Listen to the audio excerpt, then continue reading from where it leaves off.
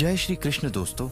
जब भी हम दुख में होते हैं या भक्ति में झूमते हैं तो एक नाम हमारी जुबान पर सबसे पहले आता है, मुरारी। हे कृष्ण मुरारी, मेरे गिरिधारी। लेकिन क्या आपने कभी रुककर यह सोचा है कि इस मुरारी शब्द का जन्म कैसे हुआ? क्यों दुनिया के सबसे सुंदर भगवान को एक ऐसे नाम से पुकारा जाता है जिसका संबंध एक भयानक मृत्यु से है? आज हम महाभारत और द्वापर युग से पीछे हटकर पुराणों के उस पन्ने को पलटेंगे जहां एक ऐसा असुर था जिसके डर से स्वर्ग के देवता भी थर-थर कांपते थे। एक ऐसा असुर जिसे हराने के लिए स्वयं नारायण को अपनी निद्रा का त्याग करना पड़ा। नहीं, बल्कि निद्रा की शरण लेनी पड़ी। आज कथा होगी मुरा असुर की और उस दिव्य शक्ति की जो विष्णु के शरीर से प्रकट हो। यह कहानी शुरू होती है एक ऐसे समय में जब धरती और आकाश पर मुरा नाम के असुर का आतंक था। मुरा कोई साधारण राक्षस नहीं था। वह तलजंग का पुत्र था और उसने ब्रह्मा जी की कठोर तपस्या करके ऐसे वरदान प्राप्त किए थे कि उसे मारना लगभग असंभव था। मुरा के पास 5 सिर थे। वह एक साथ 5 दिशाओं में देख सकता था। उसने इंद्रलोक पर आक्रमण किया और इंद्रदेव को उनके सिंहासन से उतार फेंका। अग्नि, वायु, वरुण सभी देवता धरती पर छिपने को मजबूर हो गए। मुरा ने नियम बदल दिए। उसने यज्ञ का भाग खुद लेना शुरू कर दिया। प्रभु, मुरा ने सब कुछ तबाह कर दिया है। वह कहता है कि अब वही भगवान है, हमें बचाइए। भगवान विष्णु ने अपनी आंखें खोलीं और उनके चेहरे पर गंभीरता थी। वे जानते थे कि मुरा का अंत इतना सरल नहीं है। उन्होंने अपना सुदर्शन चक्र उठाया और मुरा की सेना पर आक्रमण कर दिया। दोस्तों, यह युद्ध 1 या 2 दिन नहीं चला। पुराण बताते हैं कि मुरा और नारायण के बीच लाखों वर्षों तक युद्ध चला। मुरा इतना शक्तिशाली था कि वह विष्णु जी के हर अस्त्र को काट देता था।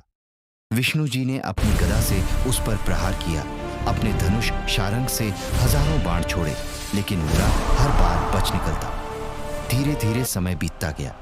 भगवान विष्णु ने एक लीला रची। वे दिखाना चाहते थे कि जब शक्ति और अहंकार हद से बढ़ जाए तो उसका अंत नए तरीके से करना पड़ता है। विष्णु जी लड़ते लड़ते थकने का अभिनय करने लगे। विष्णु जी ने युद्ध रोका और बद्रिका आश्रम की एक गुफा में जाकर विश्राम करने लगे। वे गहरी निद्रा में चले गए। मुरा ने सोचा कि विष्णु डरकर भाग गए हैं। आज मैं इस नारायण का अंत कर दूंगा। इसके सोते ही सारा ब्रह्मांड मेरा हो जाएगा। जैसे ही मुरा ने अपनी तलवार उठाई, एक चमत्कार हुआ। विष्णु जी के तेजस्वी शरीर से एक दिव्य ज्योति निकली। वह ज्योति धीरे धीरे एक सुंदर लेकिन क्रोधित देवी का रूप लेने लगी। उनके हाथ में दिव्य अस्त्र थे और उनका तेज सूर्य से भी अधिक था। मुरा उस देवी को देखकर हैरान रह गया। उसने देवी पर हमला किया, लेकिन देवी ने एक ही हुंकार से उसके सारे शस्त्रों को राख कर दिया। दोनों के बीच मल्ल युद्ध हुआ और अंत में उस देवी ने मुरा का सिर धड़ से अलग कर दिया। जब नारायण जागे तो उन्होंने देखा कि मुरा मारा पड़ा है। उन्होंने उस देवी से पूछा, हे देवी, तुम कौन हो? देवी ने कहा, प्रभु, मैं आपके ही शरीर का अंश हूं, आपकी ही शक्ति हूं। विष्णु जी बहुत प्रसन्न हुए। तुमने मुरा जैसे भयानक असुर का अंत किया है। आज से तुम्हारा नाम एकादशी होगा, क्योंकि तुम मेरी 11वीं इंद्रिय से प्रकट हुई हो। जो भी तुम्हारा व्रत रखेगा उसके सारे पाप धुल जाएंगे। और दोस्तों, क्योंकि मुरा का अंत विष्णु की शक्ति ने किया और विष्णु ने ही उसे हराकर गुफा तक खींचा था, तभी से भगवान का नाम पड़ा मुरा आर्य, यानी मुरारी। आर्य का अर्थ होता है शत्रु। मुरा का शत्रु मुरारी। तो दोस्तों, यह था वह सच जो कृष्ण के नाम के पीछे छिपा था।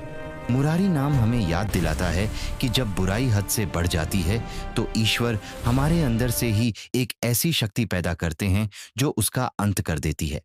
अगर आपको मुरारी और एकादशी की यह अनकही दास्तान पसंद आई तो कमेंट में जय मुरारी जरूर लिखें।